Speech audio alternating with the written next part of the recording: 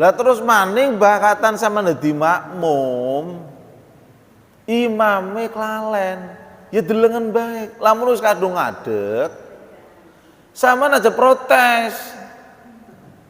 Protesnya kelawan apa? Subhanallah, subhanallah. Dari dewek arepan beneraken jagian mudun maning, sira sing salah.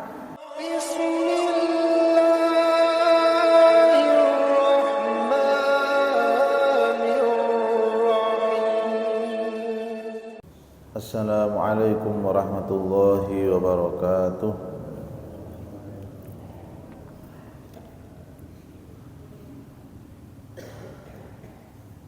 Bismillahirrahmanirrahim. Alhamdulillahirabbil alamin.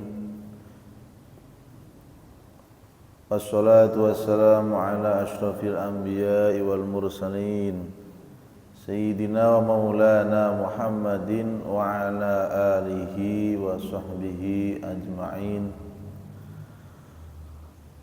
Rabbi shrah li sadri wa yassir li amri wahlul 'uqdatam min lisani yafqahu qawli, amma ba'du. Ingkang kawula hormati sedayanipun jamaah, bapak-bapak, ibu-ibu, jamaah Masjid Baitul Muslimin Cigedung. Puji syukur maring Allah Subhanahu wa taala. Shalawat serta salam mangga kita aturaken dumateng junjungan kita Nabi Agung Muhammad sallallahu alaihi wasallam. Semoga kita kabeh termasuk digolongaken Allah Subhanahu wa taala tiyang ingkang selamat dunia lan akhiratipun, amin amin ya rabbal alamin. Bismillahirrahmanirrahim.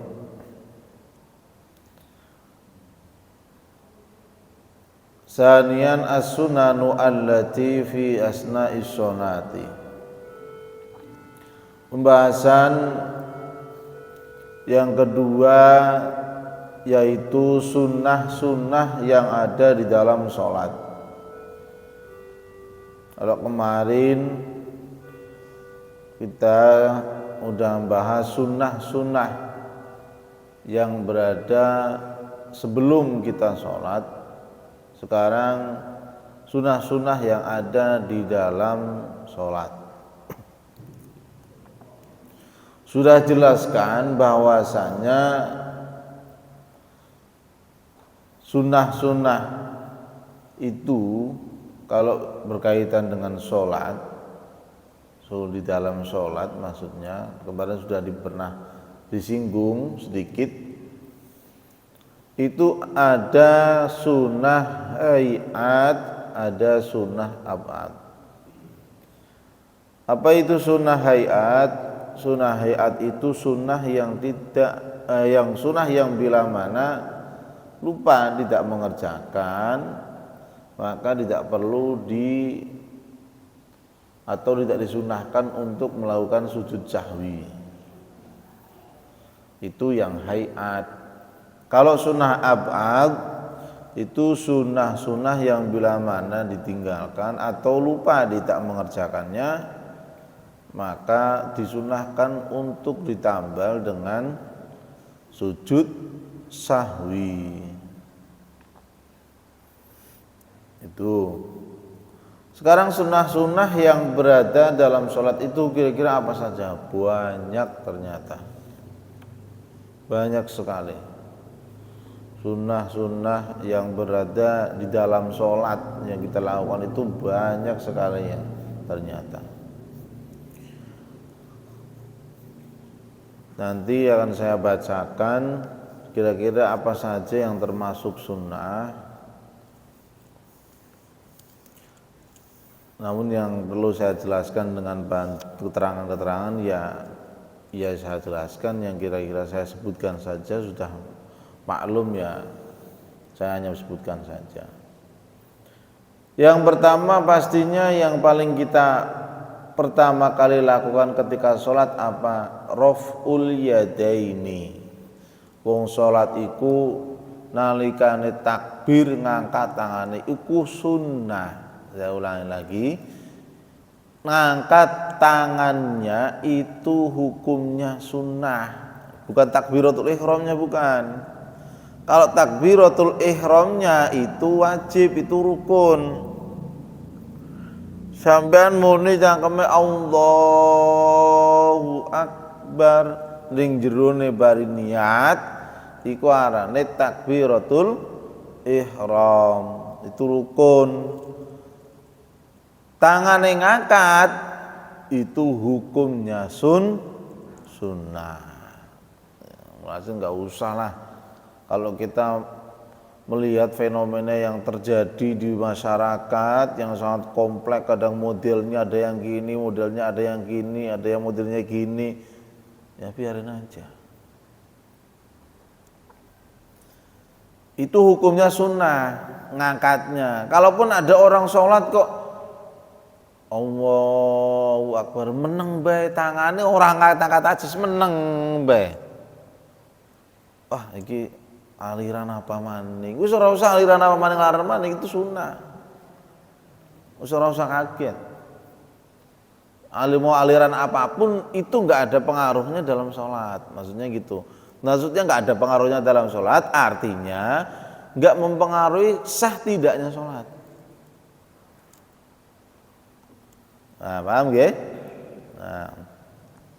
Raf'ul yadain atau ngangkat tangan ini ada di 4 tempat yang disunahkan. Pertama ketika takbiratul ihram, pertama kali saya mensolat Allahu Akbar. Dulu juga sudah pernah saya jelaskan posisinya gimana, sudah pernah. Tuh takbiratul ihram. Terus ketika ruku, orang mau menuju ke ruku itu sunnah ngangkat tangannya Allahu Akbar. Nah, nggih. Setelah apa namanya? Berdiri itu mau ruku, setelah gini ya. Allahu Akbar, angkat tangan dulu. Nah, gitu. Yang ketiga, indal i'tidal, ketika kita bangun dari ruku teruskan i'tidal. Macane biasanya sami Allah, oh iya mangga dibuka. Sami Allah liman hamidah. Ngangkat tangane, mane. Terus yang keempat indal qiyam minat tasyahud awal. Kalau di rakaat pertama kita sunnah jalsatul istirahah. Kalau di rakaat kedua setelah tahiyat awal yang ada tahiyat awalnya mestinya, itu kita sunnahnya ketika bangun sembari mengangkat tangan. Tuh, paham ya? Itu di 4 tempat itu yang disunahkan mengangkat tangan. Takbiratul ihram, ketika ruku, ketika i'tidal bangun dari ruku, terus ketika bangun dari tasyahud awal.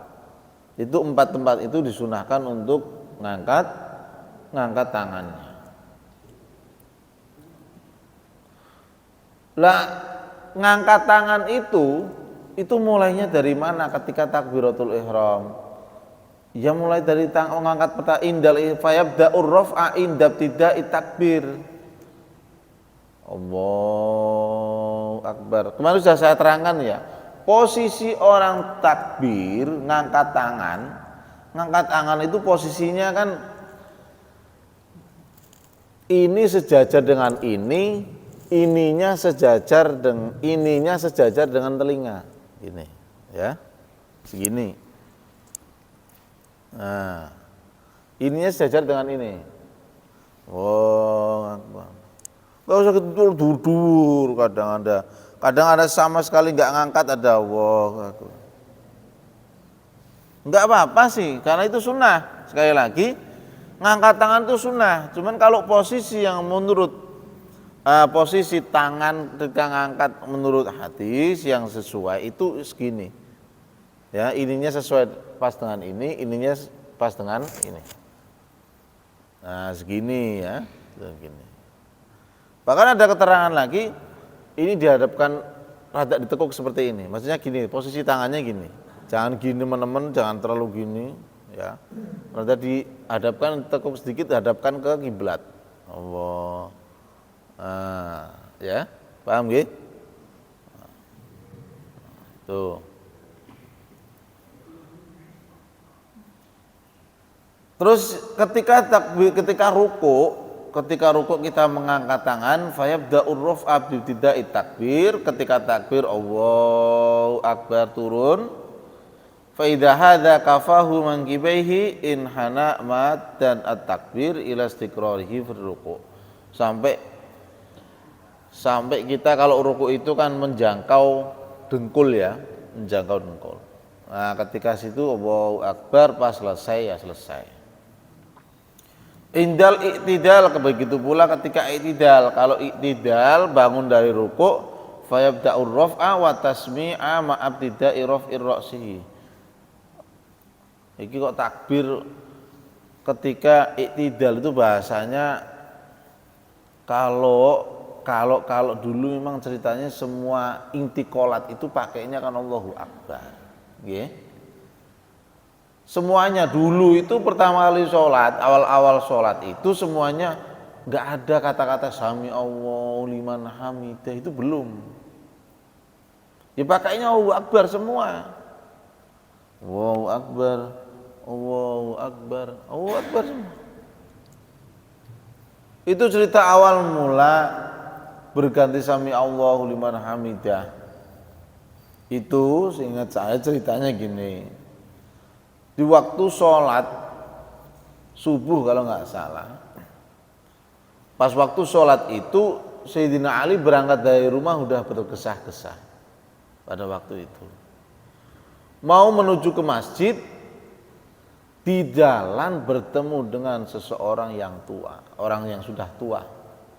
Karena akhlaknya beliau Sayyidina Ali karramallahu wajhah, beliau enggan untuk mendahului orang tua tersebut. Karena wong tua kenindalan, bengan mah durung ana motor sukir mana motor barang wong tua bawa ora ana wong tua mau serandal bae. Ini waktu mau menuju ke masjid, beliau karena ta'zimnya, hormatnya kepada orang tua, akhirnya beliau enggak mau ki, bahasanya apa? Nyalip. Ngenteni bae wong tua mau lunga ki, arane ke wong tua enta, nunuk. Pelan-pelan pisan. Wah rasane ki terlambat ke sholat, beli keduman ke. Karuan. Tapi beliau tetap nggak mau ngerti ini kan pada arepan nang masjid, arepan nang masjid arepan sholat. Dinteni sabar. Barang arepan wis tekang masjid, bokatan arep mung masjid barang belok. Wong tua mau kok. Lah ternyata dudu wong Islam ki wong tua mau. Allah alam wong Yahudi wong Nasrani terserah wong. Lupa. Ternyata orang tua itu bukan mau ke masjid. Alangkah kecewanya Sayyidina Ali kan ya. Tapi dengan izin Allah di ruku yang terakhir ya, di ruku yang terakhir Allah menyuruh malaikat Jibril untuk turun menahan rukuknya Kanjeng Jadi Kanjeng Nabi ku rukuk terakhir ku suwe pisan karena apa? Sayapnya malaikat Jibril ditumpukkan di atas punggungnya Kanjeng Nabi untuk menahan supaya Sayyidina Ali datang itu masih menangi rakaat. Masih menangi rakaat. Karena sudah saya terangkan ya berjamaah itu ketika si makmum mendapati imam masih dalam keadaan rukuk, maka dia masih terhitung ikut satu rakaat yang itu. Ketika Sayyidina Ali masuk ke masjid melihat ternyata masih rukuk, Sayyidina Ali mengucapkan apa? Alhamdulillah, bahasa Alhamdulillah, bahasa masih menangi rakaat terakhir. Nah setelah itu baru Allah memerintahkan untuk melepaskan sayapnya malaikat Jibril. Nah kan Nabi kan mengucap sami Allahu liman hamidah, Bahasanya tadi Sayyidina Ali masuk mengucapkan alhamdulillah, kan dengar kan Nabi. Sami Allahu liman hamidah, artinya apa? Sami Allahu, Allah sudah mendengar, liman kepada orang, hamidahu yang memuji kepadanya. Itu awal mula ruku' i'tidal, bangun itu menjadi sami Allahu liman hamidah. Itu seperti itu. Oh, paham ya? Ini hukumnya sunnah, mengangkat tangan ini hukumnya sunnah, enggak wajib. Yang wajib takbiratul ihram itu, takbiratul ihram.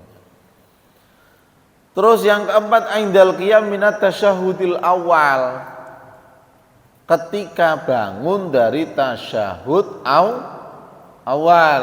Sama biasanya kalau tasyahud awal ya, setelah tasyahud kan bangun. Lah bangunnya ini disunnahkan untuk mengangkat tangannya. Kapan mulai mengangkat tangan? Mulai ketika inda wusulihi ila haddi aqallir ruku' wa yunhi at-takbir ma'araf iyadaihi idan tasoba. Jadi mulai ngangkat tangannya, fayabda uruf al yadaini inda wusulihi ila haddi aqallir ruku'. Ngangkat tangannya ketika posisinya berada ketika kita ruku'. Paham teman-teman? Ngangkat tangannya ketika kita sudah berada di posisi ketika kita ruku', maksudnya gini. Laman orang ruku' itu kan gini ya, segini ya. Lah kalau bangun dari tahiyat, ini tahiyat. Kalau setelah tahiyat selesai, kita kan bangun lagi nih. Ya. Kata gini, Allah. Baru ngangkat. Kalau sudah sampai segini, ya ulangi lagi. Allah, ngangkat baru ya. Itu seperti itu maksudnya. Ini tasyahud awal ini juga nanti masuknya pembahasan tasyahud awal ini termasuknya sunnah.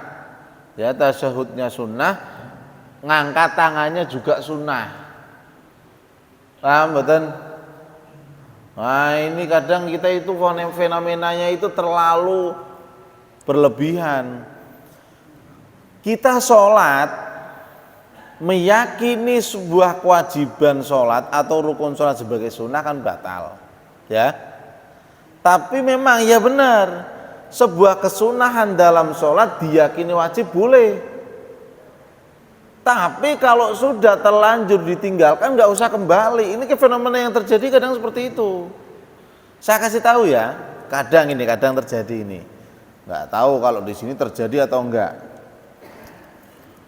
Ini rempet, aslinya belum bahasan, cuma rempet saja sedikit.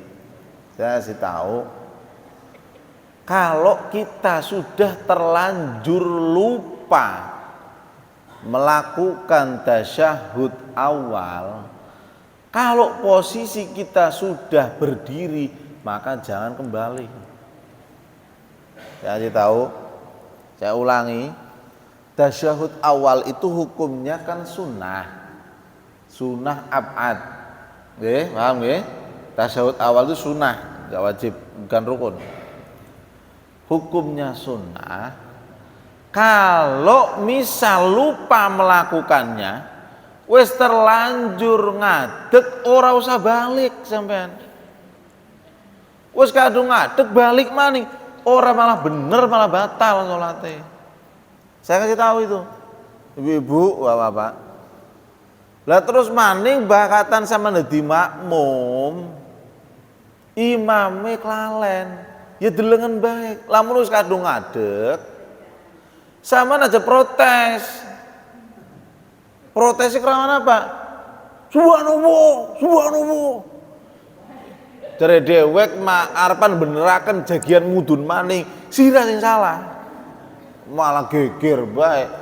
Wah, subhanallah. Wah, kita mah orang Arab malu kesesat imamnya, jadi kita tetap tahiyat awal malah salah. Ngono. Lamun imame kadung tangi sampeyan iku buntut sing arane makmum iku buntut. Ndase tangi melu tangi gitu.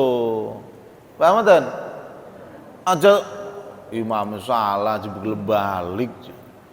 Malah ngadeg bae. Ya guna mudunan maning. Lamun imame mudun batal imame. Kayaknya sini sering terjadi kayaknya ya. Ayo. Ya. Jangan dikira imamnya bergelem balik maning ku nang imamnya ora pengalaman duduk makmume sing terlalu orang ngerti ku. Terus wong protes iku ada tata caranya, saya kasih tahu. Maning-maning ora arepan ning ndi bae, iku wong protes itu ada tata caranya. Ora sekarepe dhewe subhanallah. Kana muni kene muni. Wah. Geger. Wong wadone meluan subhanallah ta mboten ten mriki? Sing kira subhanallah, sing kana tepuk-tepuk kabeh. Wah, ayo. Ya imamnya kok ngono ora tambah bingung priwen, apa nih sing salah iki? Itu bagaimana coba? Saya kasih tahu ya. Kalau imam sudah terlanjur bangun dari tahiyat awal, ya kalau kembali lagi sama ikutan malah batal kabeh ngene. Makanya ketika imam sudah terlanjur bangun ya sampean apa yang dilakukan sampean makmumnya? Ora usah gaya-gayaan imam salah. Kita sing bener kita tahiyat awal. Aja dikira sampean paling bener salah itu. Mestinya sampean ikut imamnya, wong sampean dibuntut kok. Nah, kalau imamnya salah baru sampean nggak usah ikut. Gitu maksudnya. Lah terus wong ngelingaken wong arane wong protes, itu ada tata caranya. Sampean protes dengan cara subhanallah, subhanallah. Batal salatnya sampean. Sampean mengucapkan subhanallah niatnya apa? Coba. Ngilingaken imam kan. Jadi dewek mas sama ngandani, salah, kan gitu maksudnya. Ya sama di wong sholat kok ngandani wong bahasane, ke wong sholat kok ngobrol karo wong sejen, batal sholatnya. Gak semudah itu. Kalau mengingatkan imam sholat salah, mengingatkan imam, maka bacalah subhanallah kalau laki-laki, tepuk tangan kalau perempuan. Itu pun bukan tepuk kayak wong pramuka tuh gini enggak. Kenen ya, seperti ini ya. Engkone daranin lagi nepluke nyamuk. Nah terus sing lanang, sing lebih ini ya, lebih ya, yang saya tekankan dalam mengingatkan ya, bolehlah kita mengingatkan si imamnya salah. Itu ada caranya. Ketika kita mengucapkan subhanallah, maka iringilah dengan niat dzikir. Padahal sekarang kan enggak. Subhanallah, masih salah. Subhanallah. Ih, iki janjane iki kayak wong unjuk rasa, iki kayak wong demo wong salat. Suwe-suwe wong salat kayak wong demo. Ayo apaan mungkinan iki. Itulah tata caranya, adabnya, caranya biar sholat kita nggak batal. Ketika imam salah, ya kita mengucapkan subhanallah, juga diniati kita dzikir. Kalau nggak diniati dzikir, batal sama sholatnya. Ayo, makanya perlu. Sampai ini sing bagian subhanallah sama sing bagiannya siapa sih? Sing bagian subhanallah siapa ning kene biasane? Bakal imam salah sih subhanallah paling santer siapa nih kene?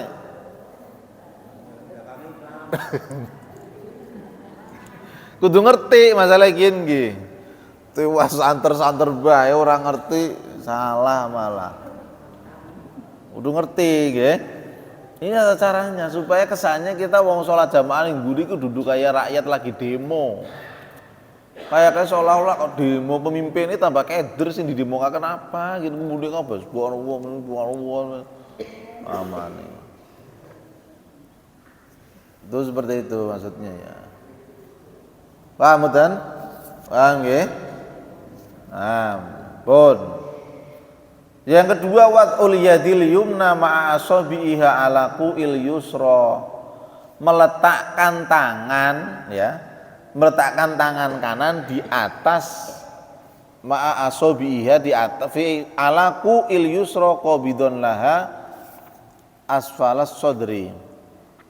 Meletakkan tangan kanan menggapai tangan kirinya diposisikan di atas. Kayak biasa nih. Maaf keribut maaf. Meletakkan tangan ya di atas seperti ini posisinya ya. Ininya megang kok bahasanya. Ala qu'il yusra qabidun laha, megang gini. Ya. Ini seperti ini kalau sholat ya, megang seperti ini. Ini tangan seperti ini. Diletakkan di bawah dada. Di dada bawah sini. Ini ada keterangan yumiluha ilal yasar fauqal qalbi. Geser ke kiri sedikit. Ini karena bahasanya apa?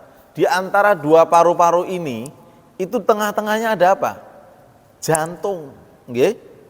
Saya sampai browsing semalam tuh. Coba gambarnya itu organ tubuh itu gimana? Kok keterangannya kok rada mirip, geser sedikit ke kiri bahasanya. Geser sedikit ke kiri. Ternyata jantung itu berada di antara dua paru-paru, radaan geser sedikit ke kiri. Ini posisi jantung di situ. Kenapa? Di sini li'annahu mahallun niyati wal ikhlasi wal khusyu'i. Gece kana. Ning kono tempate niat, khusyuk karonan ikhlas iku ning kono tempate. Mong jangan terlalu ekstrim juga. Jadi kirinya enggak ke kiri banget gini itu enggak. Biasa saja. Kita bahas sunnah ya, maaf ya. Makanya jangan terlalu dipermasalahkan. Kita lakukanlah sunnah. Itu bagus sekali, sudah saya jelaskan kedudukan sunnah itu bagaimana. Sudah saya jelaskan dengan detail kemarin ya. Pentingnya sunnah bagaimana. Tapi sekali lagi nggak usah diperdebatkan. Kalau kita melihat orang sholat dengan berbagai macam bentuk seperti itu, biarkan saja. Allahu Akbar. Ini memang rada sedikit miring sitik deh, aja kaki. Jangan terlalu ke sini, itu jangan. Enggak, gini, ini tengah gini, di sini. Nah. Di bawah dada bahasanya. Keduren pisan, yaut aja.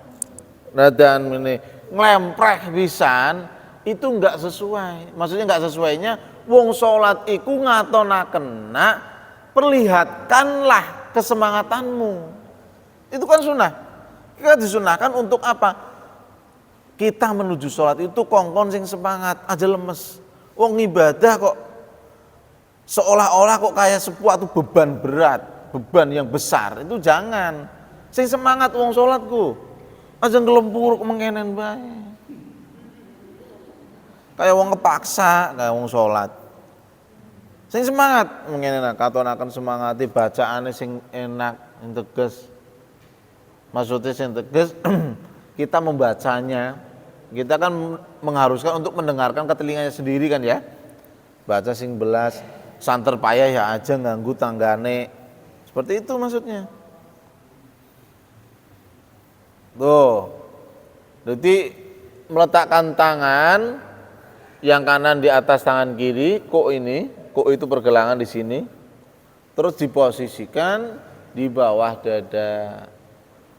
Paham ya? Itu hukumnya sunnah dan bagus dilakukan. Daripada menang bae terus daripada saman sholat bare dolanan kuku mengkene kan diwangun bae ki ora pantes kan. Enggak pantas. Itu seperti itu. Wes, itu yang kedua. Sekarang yang ketiga. Yang ketiga adalah an-nadhar ila maudhi'is sujud. Wong sholat itu sunnah melihat ke depan, ke bawah, tempat berada di mana dia sujud, sunnah hukumnya. Walaupun sampean sholat ketika ning Makkah ning ngarepane Ka'bah, ning mburi Ka'bah. Iku sunahe sampean ning kene walau sholla khalfal Ka'bah. Walaupun engkau sholat di belakang Ka'bah, tetap sunnahnya melihat atau memandang ke tempat sujud.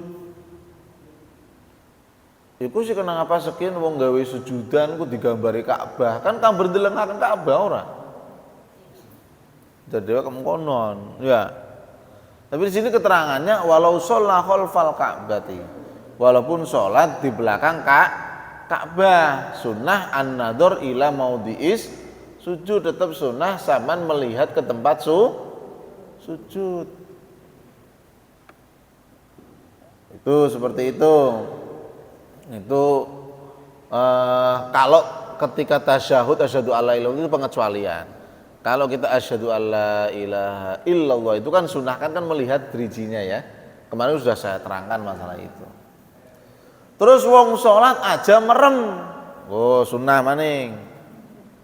Ini wong sholat aja merem, bukan kebablasan turu sampean kone geblak priwen. Omone subuh kadung ngantuk-ngantuk jamaah merem pisan, ora maca pisan. Amblas turu bunggan sampean.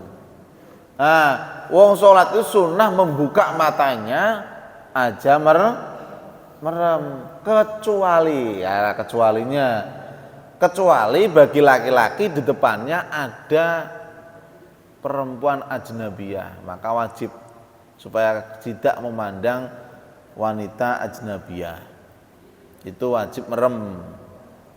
Ataupun kalau kita melihat sesuatu yang bisa mengalihkan konsentrasi kekhusyuan kita, maka sunnah untuk merem.